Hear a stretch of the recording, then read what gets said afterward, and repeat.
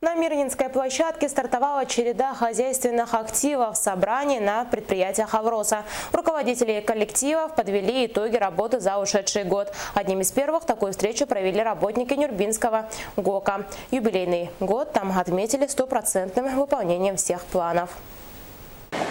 Объем добытой горной массы, руды и вскрышных работ. Для горно-обогатительного предприятия это главные показатели работы.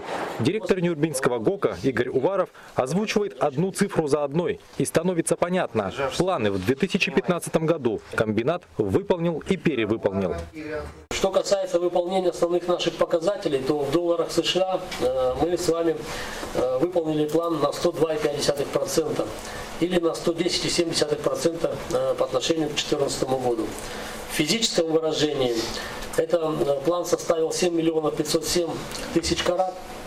При плане план составил факт 7 миллионов 509,6 тысяч карат.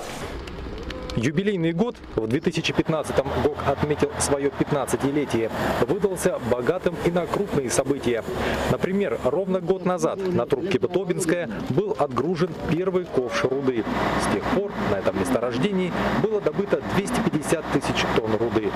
Первые алмазоносные пески в ушедшем году дала и россыпь Нюрбинская. Однако конец года принес руководству неприятные известия. Четвертая задача – это непревышение коэффициента частоты несчастных случаев на производстве более 0,95 с нарастающим показателем по году. К сожалению, эта задача у нас в прошлом году не была выполнена. Все вы знаете, что в конце года, буквально 8 декабря и 10 декабря у нас случились два несчастных случая. Один групповой легкий, один тяжелый. И, соответственно, коэффициент частоты несчастных случаев у нас получился 1,27. Причиной случаев ЧП на производстве могла стать недостаточная работа уполномоченных по охране труда. Об этом высказалась председатель правкома комбината Валентина Мелещенко. По итогам года результат намного хуже, чем в предыдущем году, хотя дополнительно еще обучили уполномоченных.